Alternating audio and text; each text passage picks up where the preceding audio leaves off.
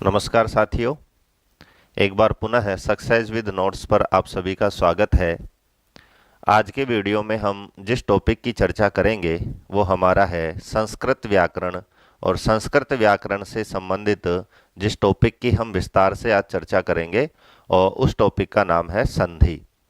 इससे पिछले वीडियो में हमने संधि से रिलेटेड उसका जो परिचय था, उसकी जो व्युत्पत्ति थी, उसकी जो परिभाषा थी, उसके जो भेद थे, उन सभी के बारे में विस्तार से चर्चा करी थी। और वहाँ पर आपको बताया गया था कि इस भूमिका और परिचय को यदि आपने अच्छे से समझ लिया तो आगे जो हम संधि के विभिन्न भेदों को, उपभेदों को पढ़ेंगे तो आपके वहाँ पर कोई भी जो डाउट होगा वो पूर्व में ही वहाँ पर क्लियर हो जाएगा। तो उसी क्रम में आज बढ़ते हैं। तो पिछले वीडियो में हमने देखा था कि संधि की जो व्युत्पत्ति वगैरह थी वो हमने सब कुछ वहाँ पर क्लियर किया था। उसी क्रम में अगला हमारा जो वीडियो है वह संधि। और संधि के वहाँ पर हमने 3 भेद पढ़े थे और तीनों भेदों में जो सबसे पहला जो भेद वहाँ पर मैंने बताया था, लघु सिद्धांत कौमुदी के अनुसार वो 3 भेद थे। और वहाँ पर मैंने बताया था कि विभिन्न जो पुस्तकें हैं तो कहीं कहीं पर आपको 5 भेद भी देखने को मिलते हैं। तो यहाँ पर हम लघु सिद्धांत के अनुसार ही वहाँ पर चर्चा करेंगे। और जो 2 उपभेद अलग से हैं 5 भेदों में, उन दोनों भेदों को हम स्वर संधि में और विसर्ग संधि में शामिल करते हुए यहाँ पर उनका अध्ययन करेंगे। तो भेदों में सबसे पहला जो भेद होता है संधि का, वो था स्वर संधि।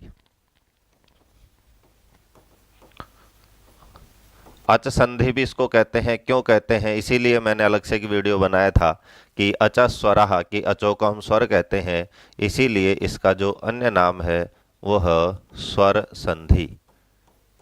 तो आज हम कौन सी संधि की शुरुआत करने वाले हैं? तो जिस संधि की आज हम शुरुआत करने वाले हैं वह है हमारी स्वर संधि। अब स्वर संधि के अंतर्गत जैसे हमने संधि के 3 भेद वहां पर कल आपको समझाए थे, उसी तरह से पहले मैं आपको बता दूं कि स्वर संधि के कितने भेद हैं जिनका अध्ययन हमारे लिए अत्यंत आवश्यक है। किन किन भेदों को हम अच संधि के अंतर्गत, स्वर संधि के अंतर्गत पढ़ने वाले हैं। तो हमारे जो स्वर संधि के जो भेद हैं जिनका अध्ययन हम करेंगे वो हैं यण संधि। दूसरा जो भेद हम पढ़ेंगे वो है अयादि संधि। तीसरे नंबर का जो अच संधि का भेद है वो है दीर्घ संधि। नेक्स्ट जो इसका भेद है वो है गुण संधि। गुण संधि के बाद 5वां जो भेद हम पढ़ेंगे वह है वृद्धि संधि। छठा जो अच संधि का भेद है वो है पूर्व रूप संधि।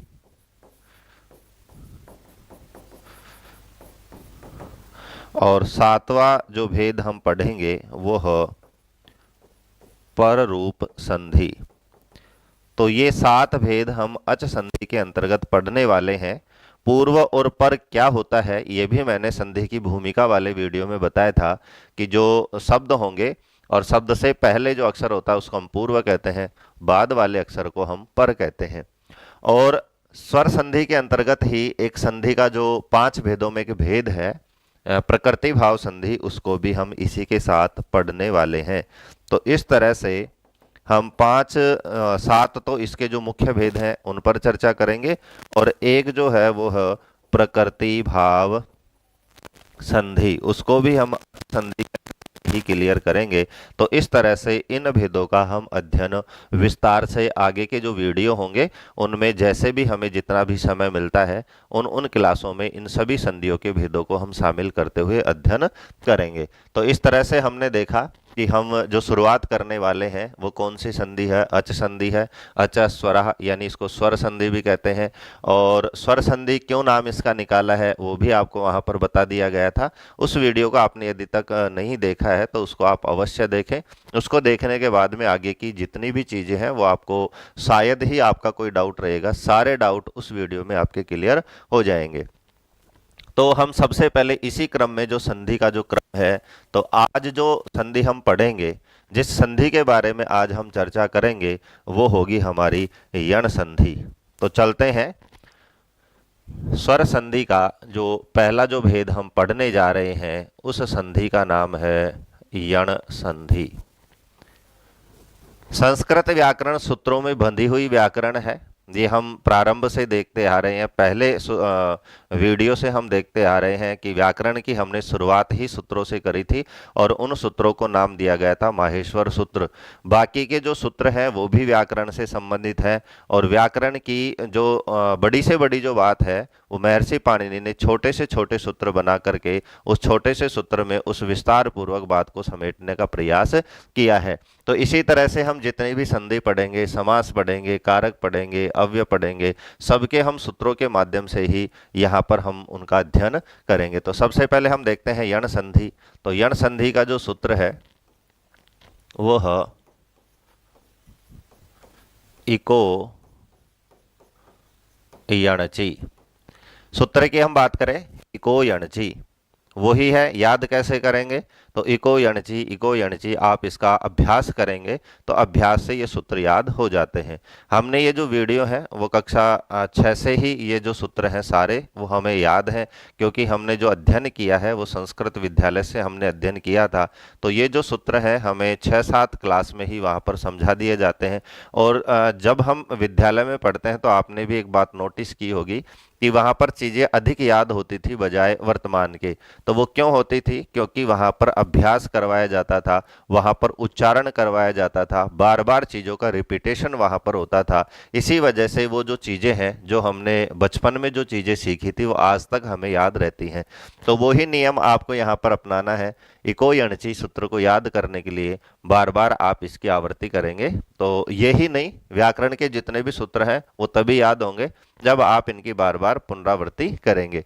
तो यण संधि का सूत्र था इको यणचि। सबसे पहले हम देखते हैं सूत्र में पद कितने हैं। तो इसका जो पदच्छेद हम करेंगे सूत्र का, तो हमारे सामने सूत्र में पद निकल कर आते हैं इकह यण अचि। 3 पद इस सूत्र में है, क्योंकि सूत्र संधि का सूत्र है और सूत्र में भी संधि है। विसर्ग के स्थान पर यहाँ पर ओ हुआ है, विसर्ग संधि है। भूमिका वाले वीडियो में हमने बताया था कि जिस वर्ण के स्थान पर विकार होता है उसे उसी संधि का नाम दे दिया जाता है। आज के वीडियो में हम स्वर संधि पढ़ रहे हैं तो जितने भी जो विकार होंगे वो स्वर के स्थान पर होंगे।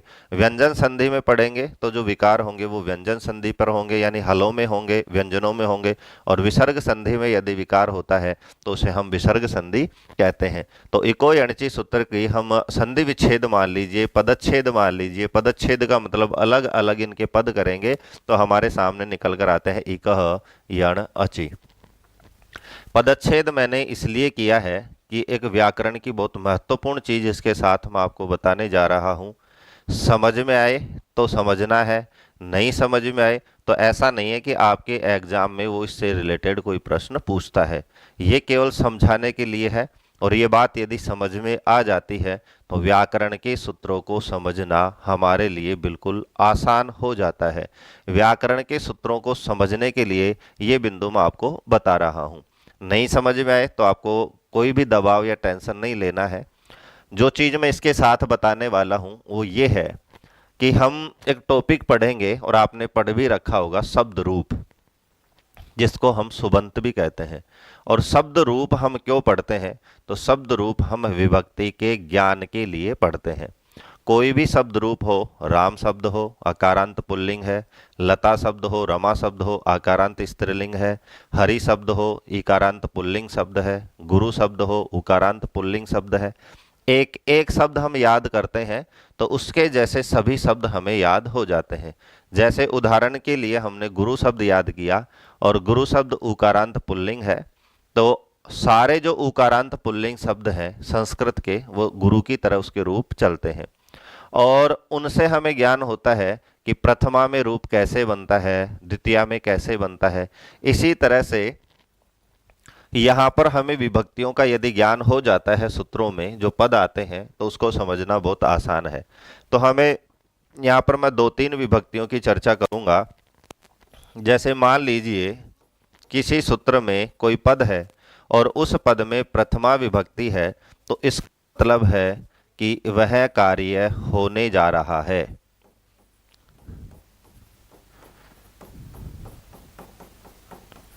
यानी प्रथमा जो पद है उस पद से जो बात सूत्र में कही गई है तो वो कार्य वहां पर होने जा रहा है, यानी उस कार्य को हम करते हैं। दूसरे हम यदि पंचमी विभक्ति वहां पर उस सूत्र में आती है तो उस पंचमी का जो अर्थ है वो पूर्व होता है, यानी पूर्व में मानकर कार्य किया जाता है। पूर्व का मतलब है कि मान लीजिए ये 3 पद हैं और इसमें से किसी पद में यदि पंचमी है तो उसका अर्थ होगा, जो हम धन का जो चिन्ह लगाते हैं तो इससे पहले जो उल्लेखित जो कार्य है वो पंचमी से बताया जाता है। आगे हम बात करें, यदि किसी पद में षष्ठी है, सूत्र के किसी पद में षष्ठी है, उदाहरण से ये सारे जो चीज मैं आपको बता रहा हूं ये भी समझाऊंगा। यदि षष्ठी है तो स्थान पर कार्य होता है।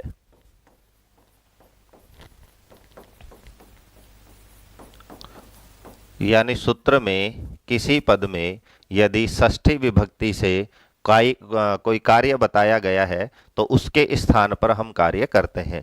अब महत्वपूर्ण विभक्ति बचती है सप्तमी।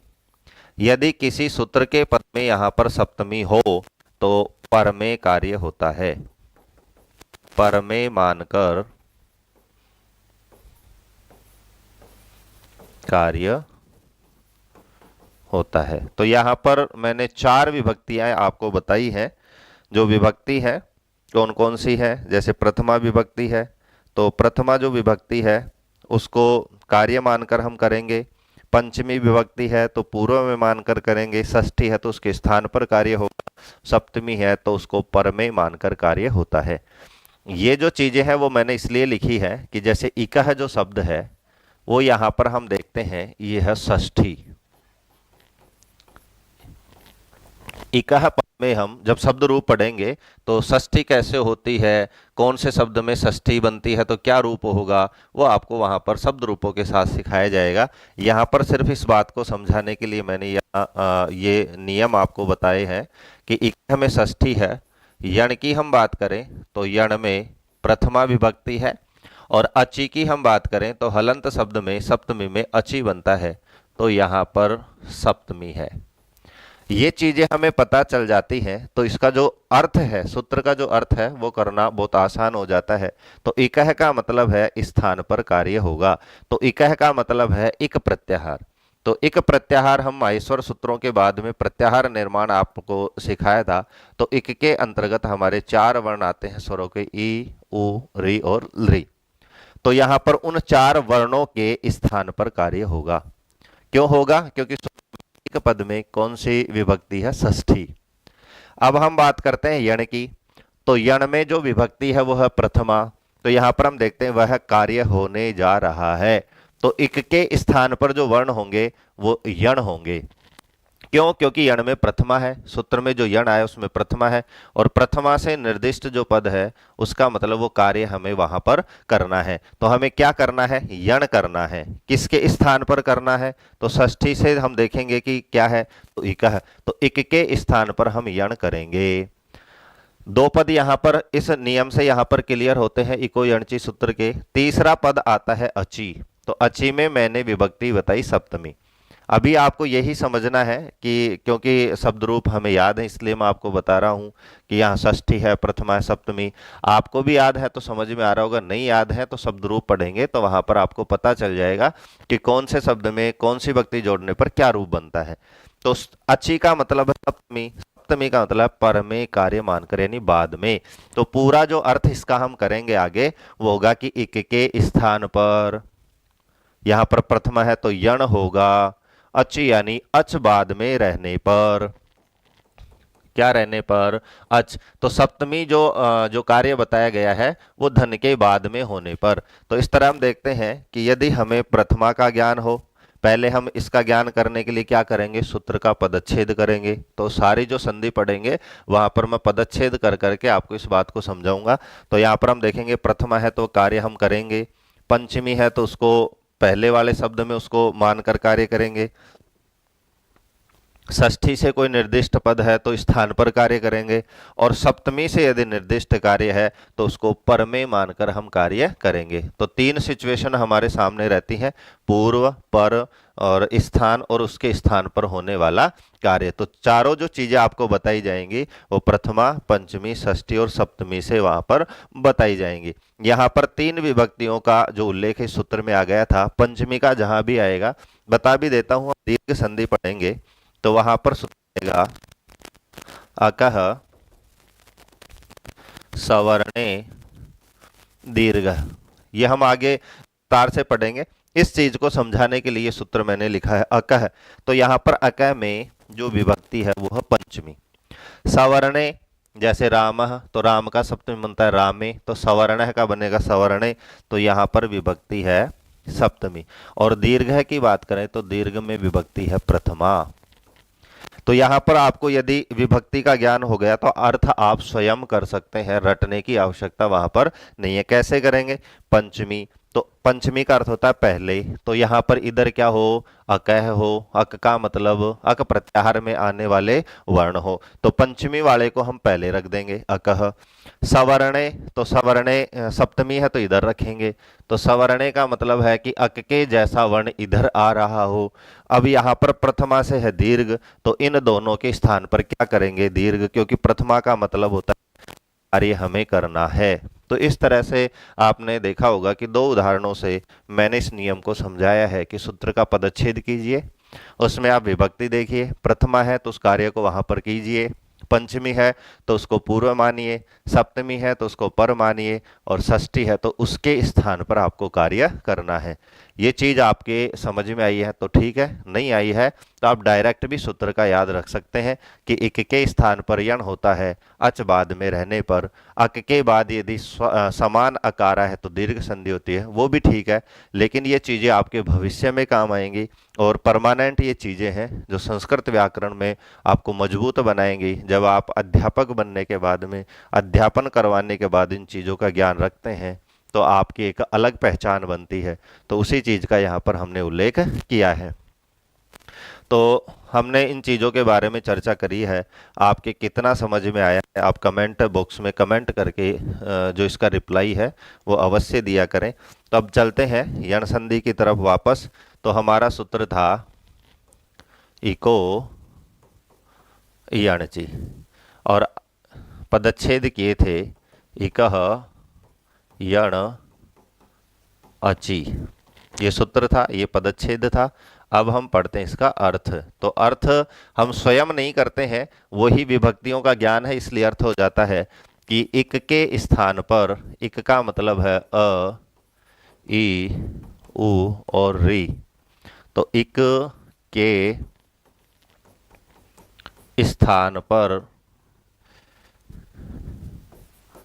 यण, यण का मतलब है य, व, र, ल होता है यदि पर में, पर का अर्थ आपको बताई दिया, पर का मतलब आगे, पर में क्या हो? अच, अच का मतलब अ, ई, उ, री, ली, ए, ओ, आई, औ। तो यहां पर तीनों पदों का हमने प्रयोग किया है कि इक ए, ई, उ, री के स्थान पर यण या व र हो जाता है यदि पर यानी आगे अच हो। तो यहाँ पर एक चीज मैं आपको और बताने जा रहा हूं, यहाँ पर अच में केवल 9 वर्ण यहाँ पर मैंने लिखे हैं, तो इसका मतलब आप ये ना समझें कि केवल ये 9 वर्ण आए। इसीलिए इससे पहले हमने स्वरों के भेद आपको बताए हैं कि ह्रस्व, दीर्घ, प्लुत, और उसके बाद में उदात्त, अनुदात्त, स्वरित, अनुनासिक, अनुनासिक। तो इस तरह से हमें क्या याद रखना है, यहाँ ए का मतलब है कि ए के जो 18 भेद हैं उनमें से कोई सा भी आ जाए, के बाद में, इक के बाद में।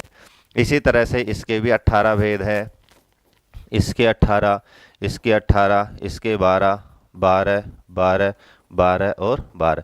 तो इन भेदों में से कोई सा भी यदि भेद आ जाए तो वहां पर हमारे सामने कौन सी संधि हो जाएगी? यण संधि। तो आप यहाँ पर क्वेश्चन करने से पहले ही मैंने आपको जवाब दिया है कि एक के बाद में यदि आ भी आ रहा है, आ, तो ये ए का ही भेद है, तो भी हमें यण संधि करनी है। अब दूसरी चीज जो यण संधि में हमें ध्यान रखने योग्य बात है वो है कि असमान अच। कैसा अच होना चाहिए? असमान अच होना चाहिए। क्यों होना चाहिए? क्योंकि यदि स्वर आ रहा है तो वहां पर हमारी एक अन्य संधि है, दीर्घ संधि। तो दीर्घ संधि इसको हम कह सकते हैं, इसका ऑब्जेक्शन है।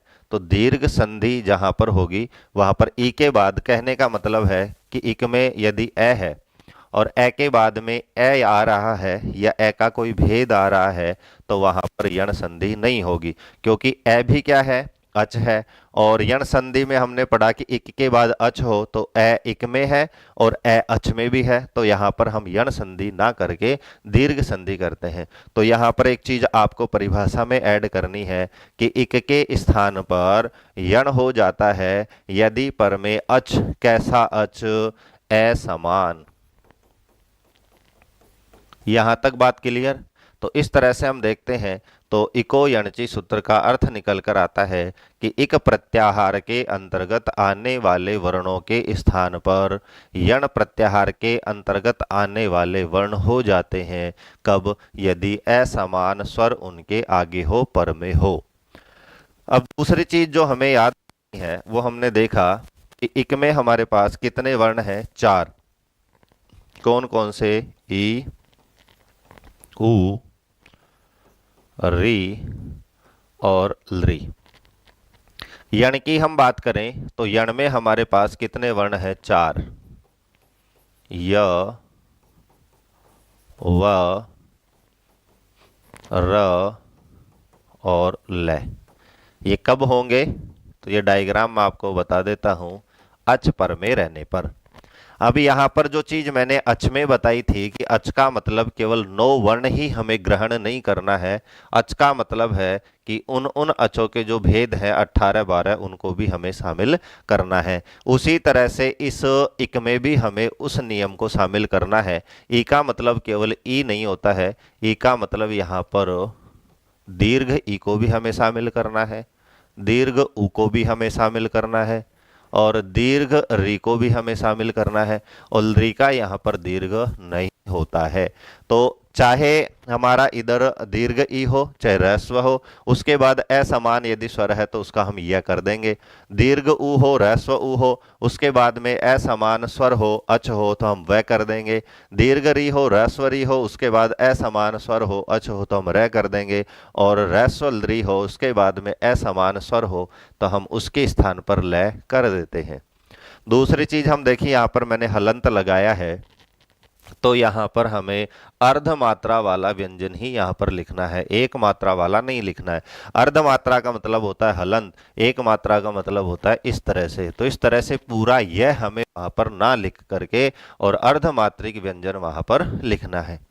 दूसरी चीज जो याद रखनी है कि यहाँ पर हमारे पास 4 वर्ण है, नीचे भी 4 वर्ण है।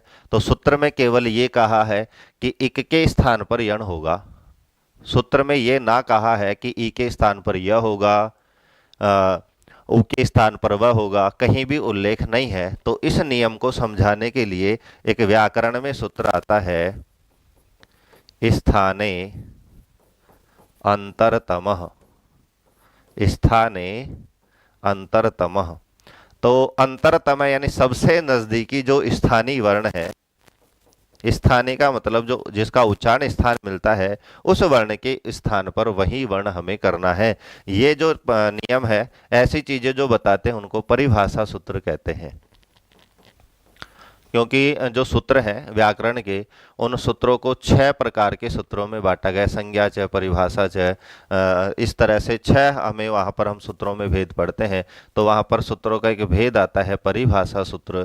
तो ये परिभाषा करता है कि हम ई के स्थान पर र ना कर दें, ऊ के स्थान पर ल ना कर दें। इसी चीज को वहाँ पर समझाने के लिए, इसी चीज का नियम बनाने के लिए सूत्र आता है स्थाने अंतरतमः, यानी जो नजदीकी जो स्थानीय है उसके स्थान पर वो ही वर्ण हमें करना है। तो यहाँ पर हम देखते हैं कि ई के स्थान पर यह होगा, क्यों? क्योंकि हमने उच्चारण स्थान पढ़ा है, और दूसरा जो उच्चारण स्थान था वो था इचु यसानाम तालु। तो यहाँ पर हमने देखा था ई का, चू का मतलब च वर्ग का, और य का मतलब य का जो उच्चारण स्थान क्या था? तालु। तो ई का उच्चारण स्थान तालु, य का उच्चारण स्थान तालु। तो ये दोनों क्या हो गए? स्थानीय वर्ण होने के कारण हम ई के स्थान पर यह करते हैं। उसी तरह से हम देखते हैं कि ऊ के स्थान पर हम क्या करेंगे? वह करेंगे। रे के स्थान पर जैसे उच्चारण स्थान है ऋतु रसाणाम मूर्धा, तो वहां पर हम देखते हैं री का जो उच्चारण स्थान है वो भी मूर्धा है, रे का जो स्थान है वो भी मूर्धा है, इसलिए यहाँ पर री के स्थान पर हम रे करते हैं। ऋतु लशानाम दंता, दंत जो उच्चारण स्थान है री का भी है और ले का भी है। तो इस तरह से हम देखते हैं कि इन सब चीजों का जो उच्चारण स्थान है वो समान होने के कारण ये एक दूसरे के स्थानीय कहलाते हैं। इसी वजह से यहाँ पर इन 4 के स्थान पर हम ये 4 वर्ण ही करते हैं। तो यण संधि के अंतर्गत सारे बिंदु मैंने आपको बताए हैं कि सूत्र में जो पद हैं उनकी विभक्ति के आधार पर उसका अर्थ किया जाता है। उसके बाद में हमने देखा कि यण संधि के अंतर्गत 4 वर्ण हैं, वो चारों के साथ साथ उसके जो भेद है 18 12 वो भी हमें शामिल करना है। और उसके बाद में हमें देखा कि उनके स्थान पर जो होंगे वो हमें स्थानीय वर्ण करना है, यानी जो उनका जो उच्चारण स्थान मिलता है, जो सबसे नज़दीकी वर्ण है वो करना है। उसके बाद में हमने देखा कि जो इक में जो 4 वर्ण है उसके साथ साथ भी इनके भेद भी लेना है। अब बारी आती है उदाहरण की, तो इनके उदाहरण से हम समझेंगे। और ये लास्ट पॉइंट है यण संधि का उदाहरण।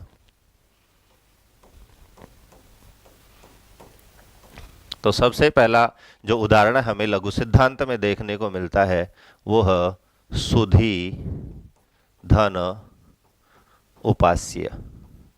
एक चीज मैं आपको और इसके उदाहरण से मुझे याद आई है कि जो मैंने आपको बताया था कि सप्तमी का अर्थ होता है परमे कार्य, लेकिन वो जो सप्तमी है उसका मतलब है कि वो सप्तमी व्यवधान रहित होनी चाहिए, व्यवधान रहित होनी चाहिए।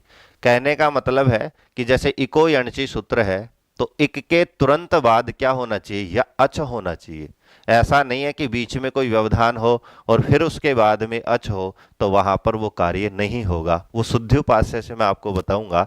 तो यहाँ पर हम देखते हैं, तो संधि को समझने से पहले हमें जो वर्ण सम्मेलन है बहुत आसान है, उसको हमें समझना है कि इस स में पहले स है, उसके बाद में ऊ है, उसके बाद में ध है, उसके बाद में इसमें दीर्घ ई है। तो इस तरह से हमें वर्णों का ज्ञान होना अत्यंत आवश्यक है। क्यों? क्योंकि अर्ध जो व्यंजन है उसमें आगे आने वाला जो स्वर है वो क्या होता है? मिल जाता है। इसको वर्ण सम्मेलन कहते हैं। यदि ये ऊ पहले होता और ये अर्धमात्रिक व्यंजन स बाद में होता तो ये इसमें मिलता नहीं है। तो कहने का मतलब है कि यदि कोई आधा व्यंजन है, अर्धमात्रिक कोई व्यंजन है, और उसके बाद में कोई सा भी स्वर आ रहा है तो उस अर्ध व्यंजन में वो स्वर क्या होता है? मिल जाता है। लेकिन पहले यदि स्वर है तो उसमें मिलता नहीं है। तो इसीलिए यहाँ पर हमने देखा। अब यहाँ पर देखो, हमने इक में 4 वर्ण वहां पर हमने पढ़े थे। कौन कौन से?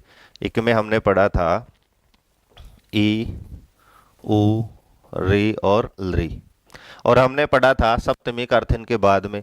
तो यहाँ पर ऊ है और ऊ के बाद में ई भी है, लेकिन यहाँ पर बीच में व्यवधान है ध, तो यहाँ पर कार्य ऊ को नहीं होगा। क्योंकि आप कह देंगे कि हमने पढ़ा है कि ऊ के बाद में असमान स्वर आना चाहिए, ऊ के बाद में ही है ई भी, लेकिन वहां पर इसीलिए मैंने जो पॉइंट रह गया था वो ये बता रहा हूं कि वो जो सप्तमी का जो कार्य है वो व्यवधान रहित होना चाहिए। तो यहाँ पर ऊ को कार्य नहीं होगा। अब आगे हम देखते हैं, लिखा हुआ है उपास्य। आपको वीडियो लंबा जरूर लग रहा होगा, आप समझ रहे होंगे कि छोटी सी बात को बताने के लिए इतना टाइम ले रहे हैं, लेकिन बात क्लियर होनी चाहिए। पढ़ना महत्वपूर्ण नहीं है, चीज को समझना महत्वपूर्ण है, ताकि वो परमानेंट आपके दिमाग में स्थायी रूप से याद रह सके। तो यहाँ पर हमने देखा कि जो ई है उसके बाद में जो ऊ है वो व्यवधान रहित है, तुरंत है, इसलिए जो हमें सप्तमी का जो कार्य है वो यहाँ पर हो जाएगा। और हमने पढ़ा है कि चाहे दीर्घ ई हो चाहे ह्रस्व ई हो, उसके स्थान पर इसका जो स्थानीय वर्ण है य वो हो जाता है। अब मैंने आपको वर्णों को मिलाना भी यहाँ पर बताया था। अब इनका पुनः यदि वर्ण सम्मेलन करते हैं तो हमारे पास में जो रूप निकल कर आता है, स में ऊ मिलाते हैं तो आता है सु। ध यहाँ पर आधा रह गया, क्योंकि ध के बाद अब कोई स्वर नहीं है, ध के बाद में व्यंजन है। तो यहाँ पर हमने संयोग संज्ञा पढ़ी थी, हलो अनंतरा संयोग, तो इनका हम संयोग करेंगे। अब के बाद में ऊ है, तो मैंने आपको बताया था कि अर्ध व्यंजन के बाद में कोई स्वर है तो उसमें मिल जाता है, उसको मिला देंगे। बाकी के जो वर्ण है यथावत इनको लिख देते हैं, तो हमारे पास में जो रूप निकल कर आता है वो आता है शुद्ध्युपास्य। तो आपके यण संधि में पहला जो उदाहरण था सुधी प्लस उपास्य, वो मैंने आपको यहाँ पर समझाया है कि ध में ई है, ई के तुरंत बाद बिना किसी व्यवधान के असमान स्वर ऊ है, तो ई के स्थान पर हम यण संधि के अंतर्गत नियमानुसार यह वर्ण वहां पर कर देते हैं।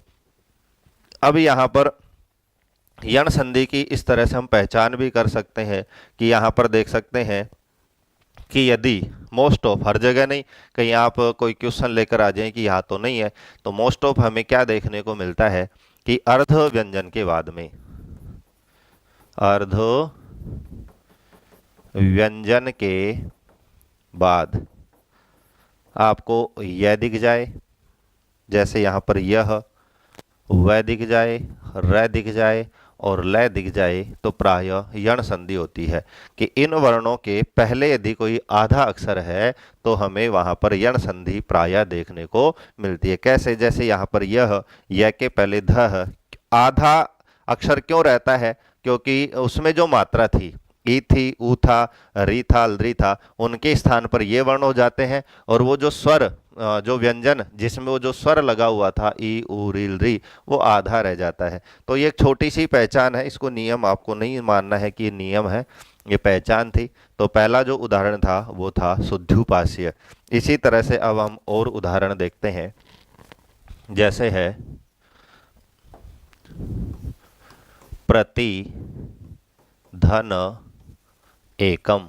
तो प्रति धन एकम, तो यहाँ पर आप देख सकते हैं इसमें ह्रस्व ई की मात्रा है और इसके बाद में ए बिना किसी व्यवधान के असमान स्वर आ रहा है, तो ई के स्थान पर हम वर्ण कर देंगे य। तो हमारा वर्ण सम्मेलन जब हम करते हैं तो रूप निकल कर आता है प्रत्येकम।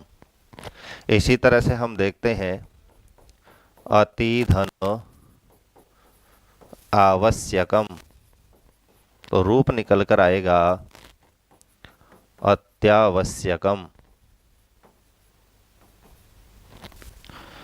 ऐसे ही जैसे हम देखते हैं अपि धन अपि, तो ई के बाद में असमान स्वर बिना किसी व्यवधान के है, तो यहाँ पर हो जाएगा अप्यपि। तो इस तरह से ई के बहुत सारे उदाहरण है। आपको सिर्फ नियम याद रखना है कि ह्रस्व ई या दीर्घ ई के बाद में कोई भी असमान स्वर आता है तो वहां पर हम ई के स्थान पर स्थानीय वर्ण यह कर देते हैं। तो इस तरह से मैंने एक छोटी पहचान बताई थी कि आधे अक्षर के बाद में यह, आधे अक्षर के बाद में यह, आधे अक्षर के बाद में यह, तो हमें यहाँ पर समझना चाहिए कि वहां पर यण संधि हो सकती है। अब संधि में जो प्रश्न पूछता है, भूमिका में भी मैंने आपसे चर्चा करी थी, प्रश्न पूछता है कि सूत्र के अंतर्गत आने वाला कोई भी प्रश्न वो भी पूछ सकता है। और यहाँ पर मुख्य जो प्रश्न बनते हैं वो दो तरह के बनते हैं, एक तो संधि कार्य और एक बनता है संधि विच्छेद। तो इन दोनों का मतलब क्या है? यदि परीक्षा में ये पूछेगा प्रतिधन एकम इत्यस्य संधि कह, कि इन दोनों की संधि क्या है, तो हमारा आंसर होगा प्रत्येकम। और यदि प्रत्येकम देकर वो प्रश्न पूछता है कि प्रत्येकम का संधि विच्छेद क्या होगा, तो हमारा आंसर होगा प्रतिधन एकम। इसीलिए दोनों तरीके से हमें याद रखना है, ये संधि भी याद रखनी है और संधि विच्छेद भी। तो यहाँ पर ई के मैंने कुछ उदाहरण बताए हैं, इस तरह से हर जगह आपको समझना है कि ई के बाद में कोई भी असमान स्वर है तो हम यह कर देते हैं। ऊ के उदाहरण हम देखते हैं, तो सबसे प्रसिद्ध उदाहरण है कि सु धन आगतम। तो उसी तरह से हम देखते हैं कि स में ऊ है और ऊ के बाद में बिना किसी व्यवधान के असमान स्वर आ है, तो ऊ का जो स्थानीय वर्ण है वो है वह, तो हम वह कर देते हैं। जब इन सबको हम मिलाते हैं तो स हमारा आधा रह जाता है और इसके बाद में जो वह है इसमें आ जो स्वर है वो मिल जाता है, तो यह बन जाता वाह। बाकी के जो वर्ण को हम यथावत लिखते हैं तो हमारा रूप निकल कर आता है स्वागतम। इसी तरह से एक उदाहरण है मधुधन अरि। अरि यानी होता है शत्रु, मधु यानी मधु नामक राक्षस। तो मधु नामक राक्षस का जो दुश्मन है को मध्वरी कहते हैं। तो यहाँ पर ध में हमारा जो इक है वो ऊ है, इसके बाद में जो हमारा असमान स्वर है अ है, ऊ के स्थान पर स्थानीय होता व। जब इसको हम वर्ण संयोग करते हैं तो हमारे सामने रूप निकल कर आता है मध्वरी। आगमनम। तो यहाँ पर आप देख सकते हैं दीर्घ ऊ हो तो भी हमें, क्योंकि उसी का ये क्या है भेद है, तो यहाँ पर ऊ के स्थान पर हम करते हैं व। जब इसको हम मिलाते हैं तो बनता है वधवागमनम। तो इस तरह से ये ऊ के उदाहरण थे, जैसे गुरुधन आगमनम, गुरुधन आगमनम। तो रूप बनेगा गुरुवागमनम, क्योंकि यहाँ पर रह है वो आधा रह जाता है और ऊ के स्थान पर जो वह होता है उसमें आगे का जो स्वर है वो मिल जाता है, तो यहाँ पर वाह बन जाता है। तो इस तरह से हमें ऊ के उदाहरण हमें समझना है कि सुधन आगतम हो या वधुधन आगमनम हो, साधुधन अत्यंत, तो जैसे बहुत सारे उदाहरण हैं। तो ऊ के उदाहरण जिस तरह से हमने यहाँ पर आपको बताए हैं उसी तरह से हर जगह आपको समझना है, ठीक है। जैसे साधु धन इच्छा हो, यानी कितने ही उदाहरण, हम हजारों उदाहरण इस तरह से बना सकते हैं। तो साधु धन इच्छा हो तो यहाँ पर जो ध है वो अर्ध रह जाएगा, ऊ है उसमें ई मिलेगा, तो साध विच्छा। इस तरह से हमें हर जगह समझना चाहिए। आगे हम देखते हैं री के जो उदाहरण है। तो री में भी सेम सिस्टम हमें करना है कि री के बाद में असमान यदि कोई स्वर हो तो री का जो स्थानीय वर्ण है र, वो हमें वहां पर करना है। जैसे पितृधन इच्छा, पितृधन इच्छा। अभी यहाँ पर आपको वहां पर हम डायरेक्ट कर रहे थे और वहां पर हमें आधा अक्षर वहां पर दिखाई देता था, लेकिन री में यदि तय में यदि री की मात्रा है तो वहां पर हमें आधा अक्षर ना दिख करके एक पूर्ण अक्षर दिखेगा, और वो अक्षर है त्र। क्यों दिखता है? क्योंकि तय और र के संयोग से त्र यहाँ पर बनता है। तो देखते हैं इसका एक बार पता करते हैं। तो हम देखते हैं यहाँ पर री है, री के बाद असमान स्वर ई है, तो सिचुएशन बनती है इको यणची कि इक के स्थान पर यण हो जाता है यदि असमान स्वर आगे हो। तो यहाँ पर री के स्थान पर हम करेंगे र। और ये जो री निकला था वो किस में से निकला था? वो निकला था तय में से। तो इस तरह से तय और र दोनों या वर्ण यहाँ पर पास में है, तो यहाँ पर संयोग संज्ञा हो जाएगी बिना किसी व्यवधान के, तो हलो अनंतरा संयोग, तो इसको मिलाएंगे तो यहाँ पर निकलेगा त्र। और त्र भी क्या है? अर्धमात्रिक, यहाँ पर त्र निकल कर आता है और इस अर्धमात्रिक त्र में आगे का जो स्वर है वो वहां पर मिल जाता है, तो यहाँ पर बन जाता है पितृच्छा। इसी तरह से मातृधन इच्छा, तो भी क्या बनेगा? मातृ। तो इस तरह से यहाँ भी सेम यहाँ पर आई है। तय में से री की मात्रा निकली, री के स्थान पर हमने र किया, हमारे पास में संयोग वर्ण आया त्र, त्र में आगे का जो असमान स्वर था उसको हमने मिलाया तो हमारे सामने रूप आया त्रि, बाकी के जो वर्ण है उनको हमने यथावत रखा तो बन गया मातृच्छा। इसी तरह से जैसे भ्रातृ धन उपदेशः, तो यहाँ पर हम देखते हैं तय हमारा आधा रहता है, रे के स्थान पर हम रह करते हैं, वर्ण निकल कर आता है त्र, त्र में मिलता है उ, तो हमारा बनता है त्रु। तो यहाँ पर रूप बनेगा भ्रातृपदेशः। तो इस तरह से यहाँ पर हमें री के उदाहरण समझने चाहिए। कंडीशन होनी चाहिए कि अ ई उ री री इनके बाद में असमान हो तो हमें य व र ल क्रमशः हमें वहां पर करना है। आगे हम देखते हैं री के उदाहरण। तो ली धन आदेशः। अब यहाँ पर एक बहुत ही इंटरेस्टिंग चीज है कि वहां पर हमने देखा था कि जो यण में जो चार वर्ण थे, कौन कौन से, ई उ री और ली, तो ये जो ई था वो किसी व्यंजन में मिला हुआ था, उ था ये भी किसी व्यंजन में मिला हुआ दिखाई दे रहा था, और री था ये भी किसी व्यंजन के साथ में था। जैसे हमने देखा पहला जो उदाहरण था वो था सुधी, तो यहाँ पर जो ई है वो ध में था। दूसरा उदाहरण हमने देखा मधु धन अरी, तो यहाँ पर जो उ है वो भी ध में मिला हुआ था। तीसरे का उदाहरण हमने देखा पितृ धन इच्छा, तो यहाँ पर जो री है वो तय में मिला हुआ था, लेकिन यहाँ पर आपको यहाँ कंफ्यूज नहीं होना है कि लय में यहाँ पर री मिला हुआ है, ऐसा नहीं समझना है।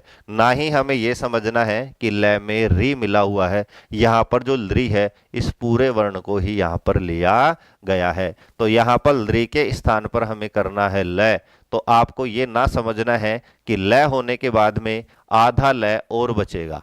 जैसे यहाँ पर आधा ध बचा था, यहाँ पर भी आधा ध बच गया था, यहाँ पर आधा तय बचा था, लेकिन यहाँ पर री में जब हम लय करेंगे तो यहाँ पर आधा लय हमें नहीं बचाना है, नहीं तो हमारा जो उदाहरण है, हमारा जो उत्तर है वो गलत हो जाएगा। यहाँ पर हमें जो लय करना है वो पूरे री के जगह करना है, क्योंकि यण में जो इक में जो वर्ण आते हैं उसमें आप देख सकते हैं कि री पूरा यथावत लिखा हुआ है, तो इस पूरे वर्ण के स्थान पर हमें लय करना है और इस आधे लय में आगे का जो स्वर है वो हम यहाँ पर मिला देते हैं, तो हमारा बनता है लादेशः। इसी तरह से है ली धन आकृति, ली धन आकृति, तो हमारा जो रूप निकल कर आता है वो आता है लाकृति। क्यों निकल कर आता है? क्योंकि ली जो पूरा है इसके स्थान पर हमने आधा लय किया है, अर्धमात्रिक लय किया है। अर्धमात्रिक लय में आगे का जो आ स्वर है वो मिल जाता है, तो हमारे पास रूप निकल कर आता है ला, और उसके बाद में कृति को हम यथावत जोड़ते हैं, तो इस तरह से लाकृति शब्द हमारे पास निकल कर आता है। तो यहाँ पर आज के वीडियो में मैंने यण संधि का जो छोटे से छोटा जो नियम था, छोटी से छोटी जो बात थी, सारी यहाँ पर खोल करके बताई है, और यण संधि के साथ साथ सूत्र में जो विभक्ति का जो अर्थ कैसे निकालते हैं वो भी यहाँ पर बताने का प्रयास किया है। तो आज की वीडियो का मैटर आपको कैसा लगा कमेंट बॉक्स में कमेंट करके आप अवश्य बताएं। आज के लिए इतना ही, मिलते हैं नेक्स्ट वीडियो में नेक्स्ट संधि के साथ। धन्यवाद।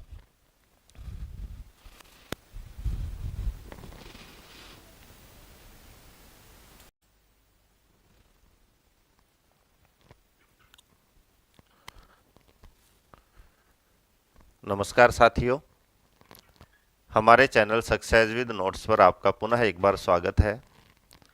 आज के इस वीडियो में हम संधि के जो हम क्लासेज ले रहे हैं उसी क्रम में हमने जो पिछला जो वीडियो था उसमें जो अच संधि के अंतर्गत आने वाला जो भेद था यण संधि, उसके बारे में आपके सामने विस्तार से चर्चा करी है। उसी क्रम में आज के इस वीडियो में अच संधि का जो दूसरा महत्वपूर्ण जो भेद है अयादि संधि, उसके बारे में सूत्र, अनुवृत्ति, उदाहरण सहित क्या क्या प्रश्न परीक्षा के लिए उपयोगी हैं, किस तरह से हमें कौन कौन से नियमों को याद रखना है, वो सारी बातें जो अयादी संधि से संबंधित है, जो हमें याद रखनी है, जिसकी हमें तैयारी करनी है, उन सारी बातों की चर्चा आज के इस वीडियो में हम करने वाले हैं। तो चलते हैं बिना किसी देरी के आज के इस टॉपिक की तरफ। और आज का जो हमारा टॉपिक है वो है अयादी संधि।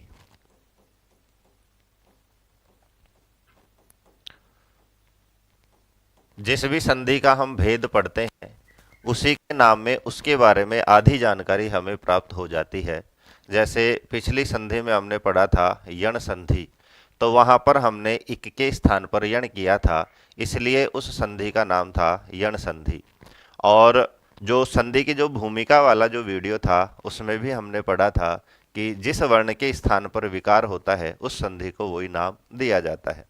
तो यहाँ पर मैं आपको बता दूं कि जिस तरह से हमने इक के स्थान पर यण आदि किए थे और उस संधि का नाम हमने यण रखा था, उसी तरह से यहाँ भी कुछ वर्ण हैं और उन वर्णों के स्थान पर अयादी कुछ जो आदेश हैं वो करते हैं, इसलिए संधि का जो नाम है वो हमने अयादी रखा है। कौन कौन से वो वर्ण हैं जिनके स्थान पर अयादी करते हैं? तो सबसे पहले हम संधि का जो सूत्र है वो पढ़ते हैं। तो जिस तरह से इको यणची यण संधि का सूत्र था, इसी तरह से अयादी संधि का सूत्र है एचो यवा यावह। इसकी अनुवर्ती की हम बात करें तो अनुवर्ती में आता है एचः क्रमाद अय अव आय आव एते आदेशः स्युः अचि।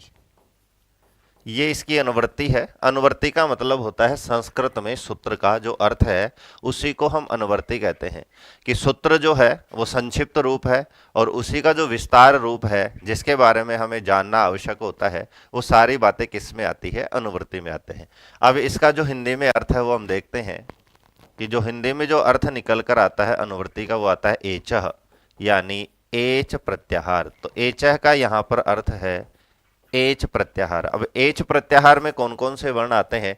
तो माहेश्वर सूत्र मुझे लगता है अब तक आपके याद हो गए होंगे। तो माहेश्वर सूत्र में एच में आते हैं ए ओ आई औ। ये जो चार वर्ण है ये एच प्रत्याहार के अंतर्गत आते हैं, इसीलिए सूत्र में लिखा है एचः। आगे हम बात करते हैं क्रमाद। तो एक सूत्र आता है, इसी के साथ उस सूत्र को हम देखते हैं कि यथा संख्यम अनुदेशः समानम। तो यथा संख्यम अनुदेशः समानम हमें बताता है कि यदि किसी सूत्र में स्थानीय और आदेश दो चीज होती है, तो स्थानीय किसे कहेंगे, आदेश किसे कहेंगे, वो भी मैं आपको अभी ये बताऊंगा। तो इस सूत्र में कहा गया है कि यथा संख्यम अनुदेशः समानम, कि यदि किसी भी सूत्र में स्थानीय और आदेशों की संख्या बराबर है, यथा संख्यम का मतलब है कि संख्या के अनुरूप है, तो उनका जो आदेश होता है स्थानीय के स्थान पर वो क्रमशः होता है। तो इस सूत्र की मदद से यहाँ पर इस सूत्र में ये पारिभाषिक सूत्र है, तो ये हमें यहाँ पर नियम बताता है कि एचः, तो एच प्रत्याहार में हमारे पास वर्ण कितने हैं? चार हैं, ए ओ आई औ। और इनके स्थान पर होने वाले जो आदेश हैं वो भी चार है, 1 2 3 4। तो ये सूत्र कहता है इनको हम स्थानीय कहते हैं और इनके स्थान पर जो होगा उनको हम आदेश कहते हैं। तो चार ही हमारे पास स्थानीय है, चार ही हमारे पास आदेश हैं, तो ये हमारे पास क्रमशः होंगे।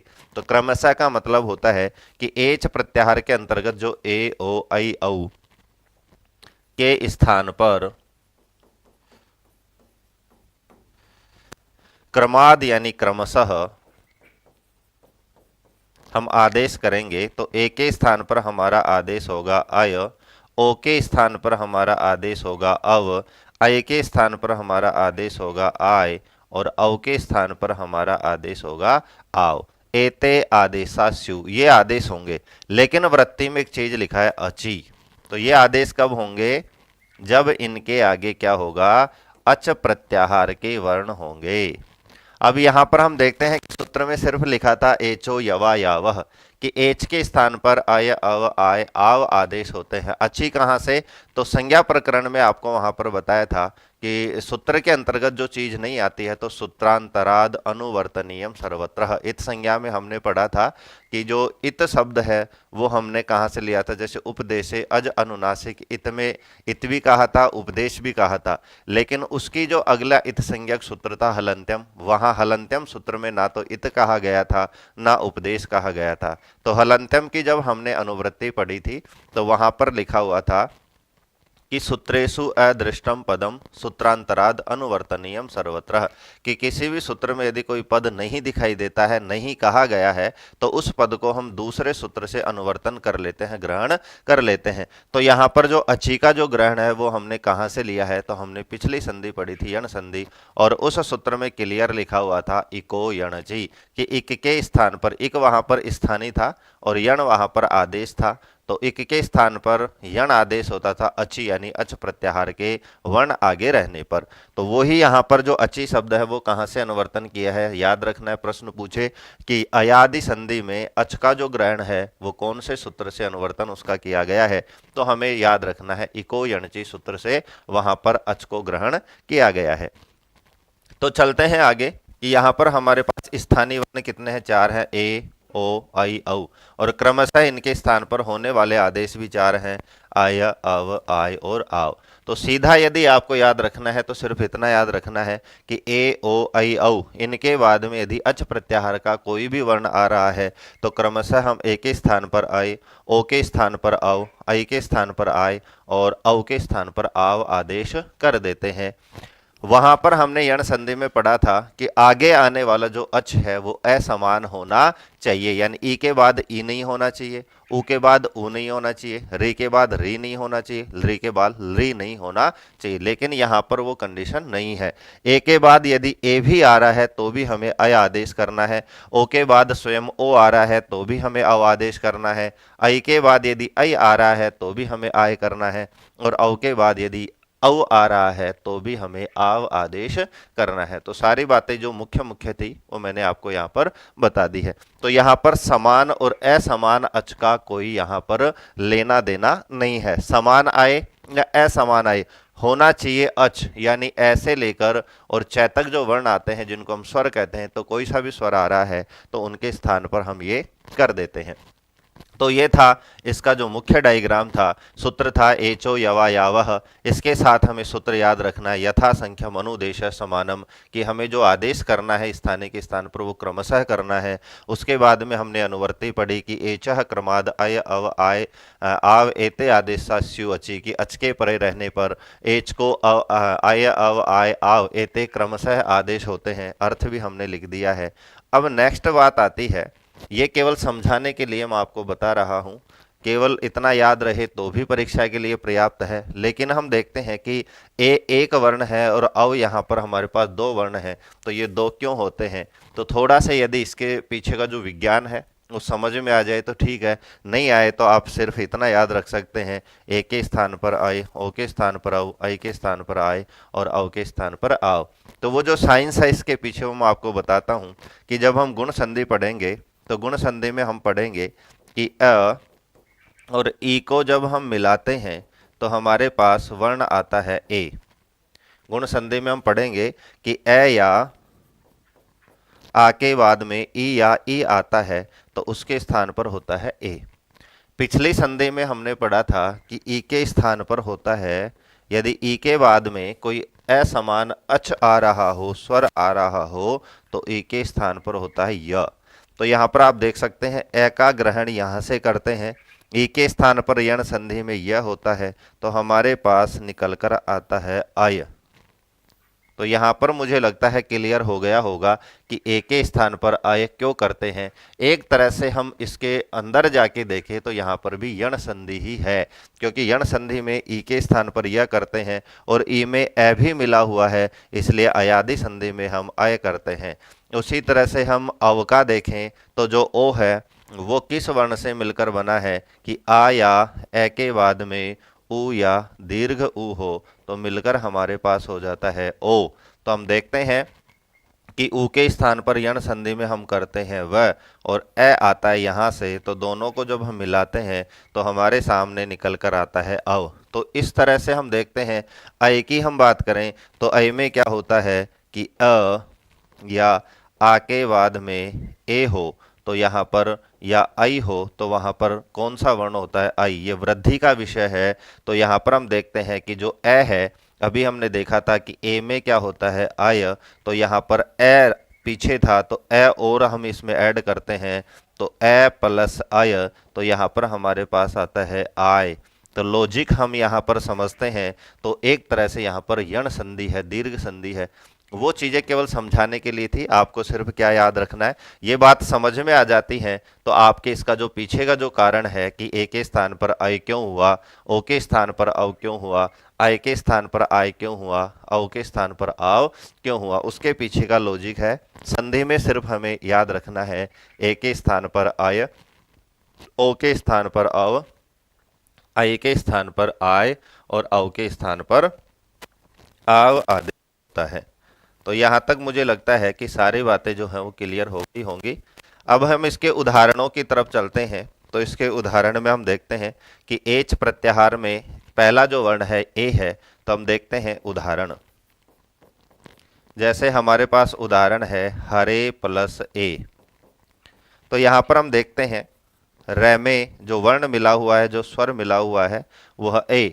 एक चीज और हम गलत करते हैं, वो देखते हैं कि जब हम ए को स्वर के रूप में लिखते हैं तो उसके ऊपर हम कोई भी मात्रा नहीं लगाते हैं, और जब इसी ही ए को हम किसी व्यंजन में मिलाते हैं तो वहां पर हमें एक मात्रा लगानी होती है। इसी तरह से हम आई की बात करें तो स्वर रूप में आई को हम लिखते हैं तो वहां पर एक मात्रा लगाते हैं, लेकिन इसी आई को हम किसी व्यंजन पे रखते हैं तो वहां पर हमें दो मात्रा लगानी होती है। कई बार छात्र जो है वो कहते हैं कि सर यहाँ पर एक मात्रा लगा रहे हैं, तो इसको आई समझ लेते हैं क्योंकि यहाँ एक मात्रा थी, यहाँ एक मात्रा है, तो आई नहीं होता है। क्योंकि जब स्वर में ए को लिखते हैं तो कोई मात्रा नहीं होती, और इसी ए को हम किसी व्यंजन में ऐड करते हैं तो वहां पर एक मात्रा हमारे पास लगानी होती है। तो यहाँ पर हरे में हम हर प्लस ए, तो यहां पर देख सकते हैं कि ए के बाद पुनः ए आ रहा है, यानी समान है, फिर भी हम यहां पर अयादि संधि करते हैं और ए के स्थान पर हमें जो आदेश करना है वो होता है आय। पुनः हम वर्ण सम्मेलन करते हैं। वर्ण सम्मेलन मैंने आपको संधि शुरू करने से पहले बताया था कि है हमारे पास पहले से पूरा है, र के आगे स्वर आ रहा है ए, तो ये इसमें मिल जाता है। उसके बाद हम देखते हैं कि यह आधा है और आधे य के बाद में फिर ए आ रहा है, तो ये भी इसमें मिल जाता है। तो हमारे सामने रूप निकल कर आता है हरये। तो हरे धन ए, जब हम इसको मिलाते हैं तो अयादि संधि का नियम है कि ए के बाद में कोई स्वर आ रहा है तो ए के बाद में स्वर आने पर ए के स्थान पर हम अय आदेश कर देते हैं। तो हमारे पास उदाहरण आता है हरये। अगला हम देखते हैं, एक ही हम उदाहरण दो चार देखते हैं कि ने प्लस अनम। तो यहां पर हम देखते हैं कि न है, न में एक ही मात्रा है और उसके आगे स्वर है ए। यहां हम देखते हैं कि ए के बाद में स्वर है तो ए के स्थान पर हम आदेश कर देते हैं अय। पुनः इनका वर्ण सम्मेलन करते हैं तो हमारे पास रूप निकल कर आता है नयनम। इसी तरह से चे प्लस अनम, तो इसका जब हम रूप बनाएंगे तो हमारे पास रूप निकल कर आएगा चयनम। तो साथियों, ये उदाहरण थे ए के। इसी तरह हमें हर जगह समझना है कि ए के बाद में कोई सा भी स्वर आ रहा हो तो हमें ए के स्थान पर कौन सा आदेश करना है, अय आदेश वहां पर करना है। आगे हम देखते हैं ओ के उदाहरण देखते हैं। तो जैसे है विष्णु धन ए, एच को हम क्रमशः लेंगे ए ओ आई औ। तो दूसरा जो एच प्रत्याहार के अंतर्गत आने वाला वर्ण है वो है ओ। तो विष्णु धन ए, तो यहाँ पर पुनः एक बार वर्ण विच्छेद करते हैं। तो ण में से हम किसको निकालते हैं, ओ जो मिला हुआ उसको निकालते हैं और उसके आगे है ए। ये हम निकालने का मतलब है ताकि आपको स्पष्ट हो जाए कि यहाँ पर ओ है और सूत्र के अनुसार ओ के बाद में ए स्वर आ रहा है तो ओ के स्थान पर हम आदेश करते हैं अव। पुनः इन सबको हम मिलाएंगे तो वी हमारा पहले से पूरा है, ण में हमारा ए मिल जाएगा। तो तो ये विष्णु बन जाएगा। वै में हमारा ए मिल जाएगा तो हमारे पास रूप निकल कर आता है विष्णवे। इसी तरह से गुरु धन ए, तो इसका रूप बनेगा गुरवे। उसी तरह से पो धन अनम, पो धन अनम, तो हमारा निकल कर आएगा पवनम। कैसे निकल कर आएगा साथियों, पहले ही बता चुका हूं। प है, प में हमारा जो स्वर है ओ है, ओ के बाद में ए है, तो ओ के स्थान पर हम कर देते हैं अव। जब इन सबको मिलाते हैं तो आता है पवनम। इसी तरह से भो प्लस अनम, तो हमारे पास रूप निकल कर आता है भवनम। तो साथियों, इस तरह हमें ओके समझने चाहिए कि ओके बाद में यदि कोई भी स्वर आ रहा है तो हमें इनकी तरह हर जगह कौन सा आदेश करना है, अव आदेश हमें करना है। और अव आदेश करने के बाद इनका जब वर्ण सम्मेलन करते हैं तो बनता है विष्णवे, गुरवे, पवनम, भवनम। तो इस तरह से हमें ओके उदाहरण देखना चाहिए। आगे हम देखते हैं कि एच के अंतर्गत आने वाला हमारा तीसरा वर्ण है वो है आई। तो यहाँ पर मैंने एक मात्रा लगाई है, लेकिन जब यही स्वर किसी व्यंजन में मिलता है तो वहां पर हमारे सामने मात्रा निकल कर आती है दो। जैसे गई धन अकह, तो यहाँ पर आप देख सकते हैं ग है, ग में ऐ की मात्रा है। अब देखो यहाँ दो मात्रा थी, जैसे ही मैंने इसको स्वर के रूप में लिखा एक मात्रा मैंने यहाँ पर लगाई है। आगे का वर्ण है अकह, तो ए के स्थान पर जैसे अय होता है उसी तरह से ऐ के स्थान पर हम करते हैं आय। पुनः इनको मिलाते हैं तो ग में जब आ मिलाते हैं तो बनता है गा, और य में जब ए मिलाते हैं य। कै पहले से हमारा पूरा है तो हमारे पास रूप निकल कर आता है गायकः। इसी तरह से नई धन अकह, रूप निकल कर आएगा नायकः। इसी तरह से दई धन अकह, तो रूप निकल कर आएगा दायकः। तो साथियों, ये था संधि और ये था संधि विच्छेद, क्योंकि दोनों तरह से वहां पर प्रश्न पूछेगा, संधि भी पूछेगा, संधि विच्छेद भी आपसे पूछेगा। तो यहां पर आपको ध्वनि ही देखने को मिल जाएगी। जैसे अपन ने देखा गुरवे, तो अब वहां पर दिख रहा है जैसे देखा चयनम, तो आय वहां पर सुन रहे हैं। गायकः आय यहां पर सुनाई देता है, नायकः आय हमें सुनाई देता है। तो हमें ये देखना है कि आय किसके स्थान पर होता है, तो ऐ के स्थान पर आय होता है। तो जब संधि विच्छेद करेंगे तो हम इस वर्ण में ऐ लगा देंगे, और जहां पर अव सुनते हैं वहां पर ओ लगा देंगे, संधि विच्छेद करते हैं। ऐ यदि हमें सुनाई देता है, जैसे चयनम में ऐ सुनाई दे रहा है, तो यहाँ पर चे धन अनम हम लिख देंगे। तो इस तरह से यहाँ पर संधि विच्छेद का ज्ञान भी हमें होना चाहिए। तो तीन वर्णों का हमने देखा ए ओ ऐ। अगला जो हमारा वर्ण है वो हमारा है औ। औ में स्वर में भी दो ही मात्रा रहती है, व्यंजन में भी जब इसको लगाते हैं तो वहां पर भी हमें दो ही मात्रा देखने को मिलती है। तो इस तरह से हम देखते हैं कि पौ धन अकह, पौ धन अकह, तो यहाँ पर बनता है पावकह। तो यहाँ पर ध्वनि की बात करें तो वही हमारे पास ध्वनि आव की ध्वनि हमें यहाँ सुनाई देती है।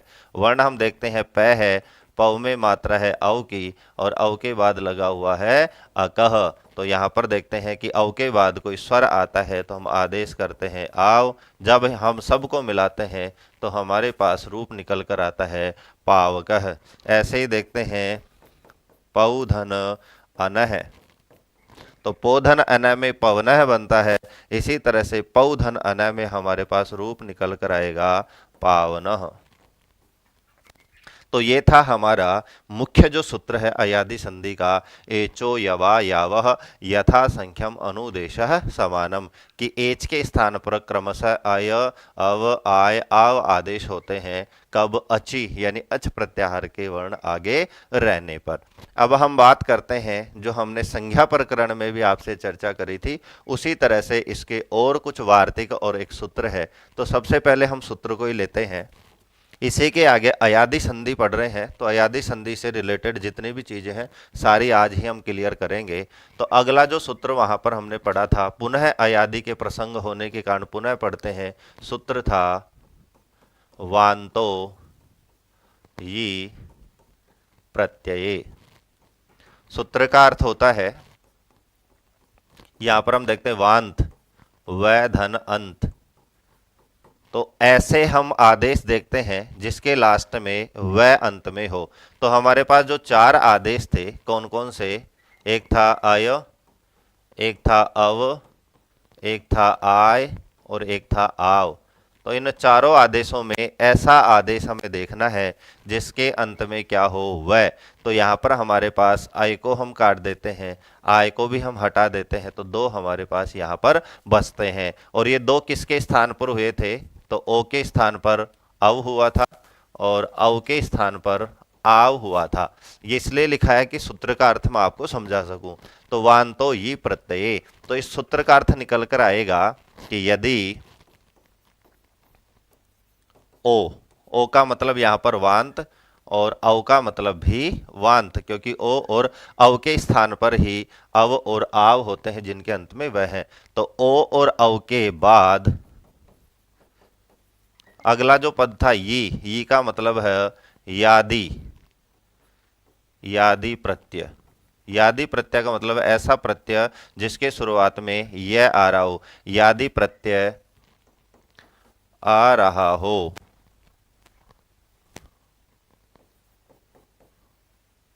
तो ओ के स्थान पर हम कर देंगे अव और इसके स्थान पर कर देंगे हम आव। इसके उदाहरण भी हमने वहां पर बताए थे, पुनः आप नोट कर लीजिए।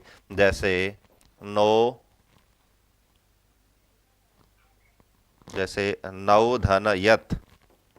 तो यहां पर आप देख सकते हैं कि न में किसकी मात्रा थी, न, अव और आगे आ रहा है यत। तो सारी कंडीशन यहाँ पर पूरी होती है कि अव भी आ रहा है, अव के बाद में कोई स्वर नहीं है। स्वर होता तो हमारा सूत्र कौन सा काम करता, एचो यवा यावा। लेकिन यहाँ पर हमारे आगे आ रहा है य, और यह जो है वो याधि प्रत्यय है, ऐसा प्रत्यय है जिसके शुरुआत में यह वर्ण आ रहा है। जब हम सबको मिलाएंगे तो हमारे पास रूप निकल कर आता है नाव्यम। इसी तरह से गोधन यत। तो यहाँ पर हम देखते हैं ग है, ग में मात्रा है ओ और ओ के बाद में यादि प्रत्यय है। तो यहाँ पर भी ओ के स्थान पर वांत यानी अव हो जाएगा। जब सबको मिलाते हैं रूप निकल कर आता है गव्यम। तो इस तरह से ये अयादि संधि का दूसरा जो सूत्र है ये भी हमें याद रखना है, क्योंकि हमारे सिलेबस में अयादि संधि है।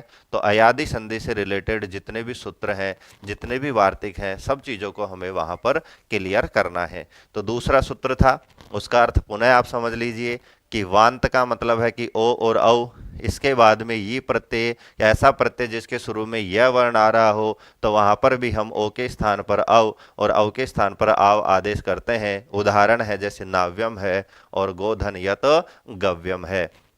इसी तरह से एक वार्तिक भी हमने पढ़ा था, पुनः उसको पढ़ते हैं। अध्व परिमाणे च, वार्तिक था अध्व परिमाणे च। इस वार्तिक का अर्थ होता है कि यदि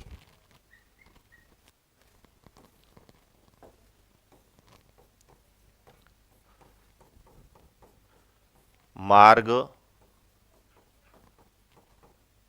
परिमाप या माप अर्थ हो और गो शब्द के आगे, या फिक्स है गो शब्द के आगे युति शब्द हो,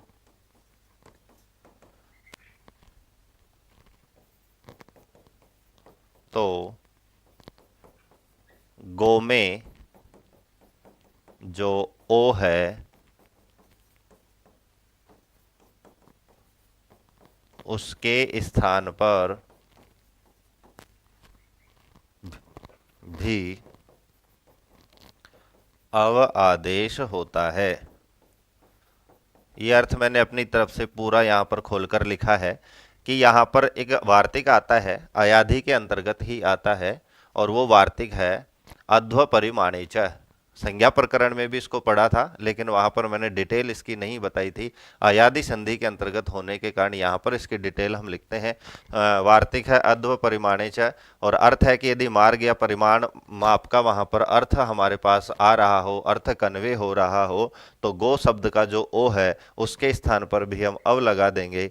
कब लगाएंगे? जब इसके आगे कौन सा शब्द हो? युति शब्द हो। तो ये फिक्स है, गो के बाद में युति शब्द ही यहाँ पर होना चाहिए। तो उदाहरण भी ये फिक्स बनता है कि गो धन युति ही। तो यहाँ पर हम देखते हैं कि यहाँ पर ना तो ये अयादि प्रत्यय है, ना ये कोई स्वर है, फिर भी हम गो के स्थान पर यहाँ पर कौन सा आदेश कर देते हैं? तो यहाँ पर अव आदेश यहाँ पर हम करते हैं, और इसका जो नियम है वो हमें याद रखना है, अध्व परिमाणे च। ये बातें मैं आपको क्यों बता रहा हूं कि परीक्षा में वो पूछे कि गो धन युति ही गव्युति ही अत्र अयादि संधि केन सूत्रेण अभवत, कौन से सूत्र से हुई है? तो वहां पर हमें जवाब देना है अध्व परिमाणे च। इसीलिए हर चीज हमें याद रखना है। तो इस तरह से हमारे पास जो अयादि संधि है, सूत्रों की बात करें तो हमारे पास दो सूत्र हैं। कौन कौन से? तो एक है एचो यवायावह, दूसरा है वांतो यी प्रत्यय, और एक हमारे पास वार्तिक है अध्व परिमाणे च। तो अध्व परिमाणे च का जो सूत्र और उदाहरण है वो फिक्स है। उदाहरण है गव्युति और वार्तिक है अध्व परिमाणे च। यहाँ तक बात क्लियर? आप इस वीडियो को आराम से देखिए, सारी बातें यहाँ पर क्लियर हो गई है। आगे हम देखते हैं, इसी में एक साकल्य ऋषि का मत भी आता है, और वो जो साकल्य ऋषि का जो मत है वो भी अयादि जो संधि है उसी के अंतर्गत हमें देखने को मिलता है। और सबसे पहले उस सूत्र की हम बात करें, नियम की बात करें, तो वो है लोपः साकल्यस्य। तो यहाँ पर साकल्य ऋषि का नाम भी आ रहा है। तो साकल्य ऋषि के मत में लोपः यानी लोप भी होता है। किसका होता है, कहाँ होता है? तो हम देखते हैं कि यदि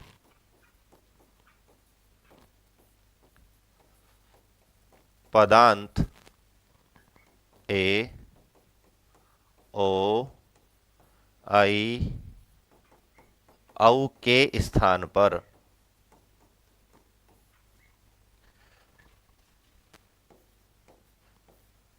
क्या हुआ हो? क्रमशः आय अव आय आव होने वाले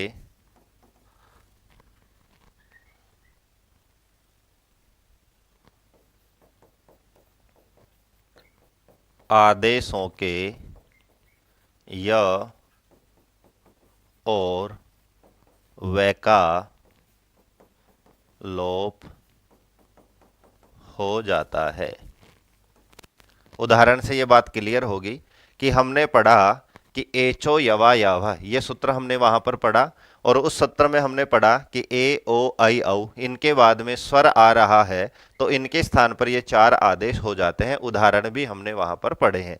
लेकिन यदि ए ओ आई औ ये चारों वर्ण पदांत में आ रहे हो, पदांत का मतलब संज्ञा प्रकरण में हम पढ़ चुके हैं, सुप्तिंग अंतम पदम, यानी किसी सुबंत के अंत में आ रहे हो या फिर तिगंत के अंत में आ रहे हो, और उसके आगे स्वर आ रहा हो, तो ये जो चार आदेश होंगे इनका जो अंतिम वर्ण है य व, इनका हम क्या कर देंगे? लोप कर देंगे। और ये जो कार्य है, ये विकल्प से होता है। अब यहां पर एक नई चीज निकल कर आती है, विकल्प।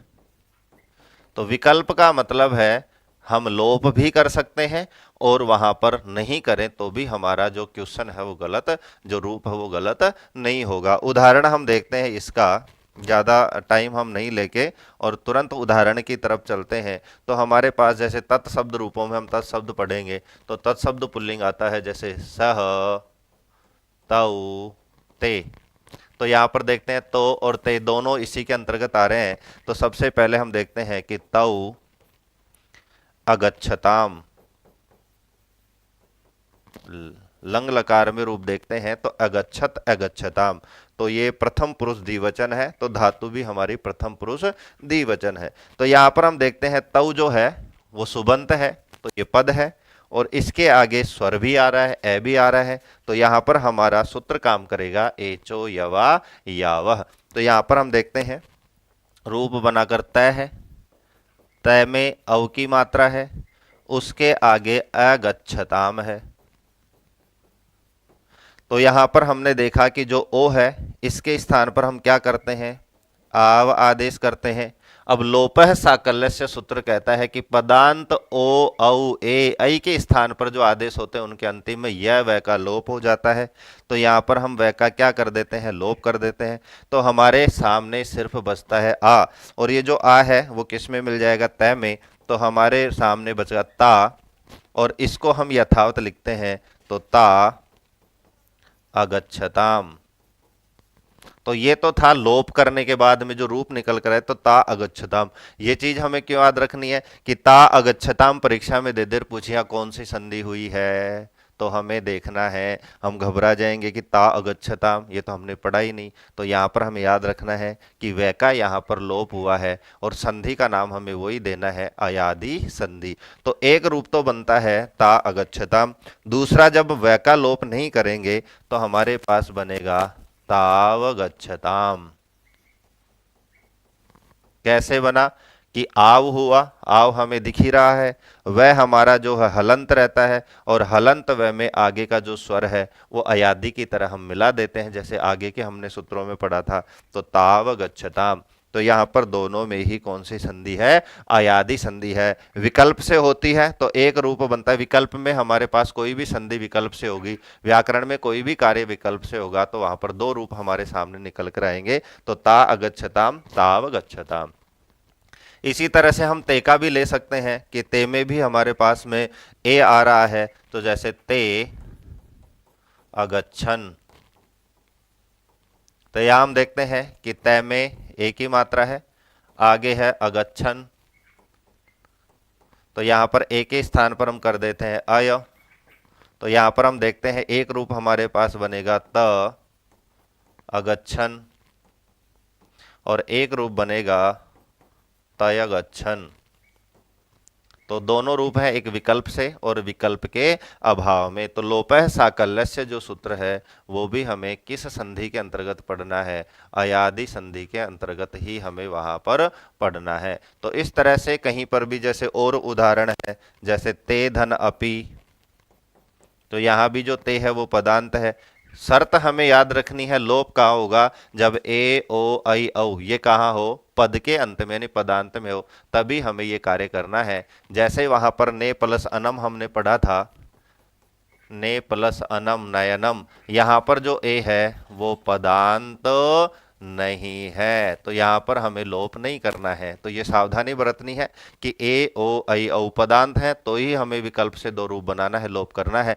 पदांत नहीं है तो हमारा बिना विकल्प वाला जो एचो यवा यव सूत्र के अंतर्गत आय अव आय आव आदेश जो है वो हमें वहां पर करना है। तो ते धन अपि में हम बनाएंगे तो एक रूप बनेगा तय अपि, और एक रूप बनेगा तयपि।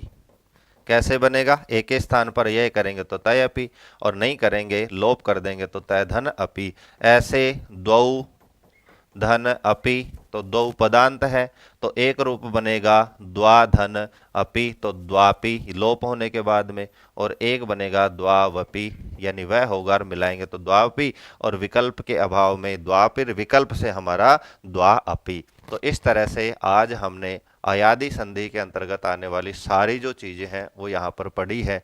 चार हमारे पास स्थानीय होते हैं, ए ओ और आई औ। चार हमारे पास आदेश होते हैं, अय अव आय और आव। क्रमशः हमें करना है यथा संख्या मनुदेश समान सूत्र से। उसके बाद में एक हमारे पास पुनः एक सूत्र आता है वान्तोई प्रत्यय, कि ओ और औ के बाद में यादि प्रत्यय है तो भी हम अयादि करेंगे। एक हमने वार्तिक पढ़ा अद्व परिमाणे च, कि गो शब्द के बाद युति आ रहा है और मार्ग के परिणाम वाचक वो अर्थ सूचित करता है तो भी हमें अयादि करनी है। और एक हमने साकल्य ऋषि के मत में लोप पढ़ा कि लोपः साकल्यस्य। तो इस तरह से सारी चीजें अयादि संधि के अंतर्गत जो पूछी जाएगी सारी बातें यहाँ पर क्लियर करी है। आज के वीडियो के लिए इतना ही, अगले वीडियो में मिलते हैं अगली संधि के साथ, तब तक के लिए धन्यवाद।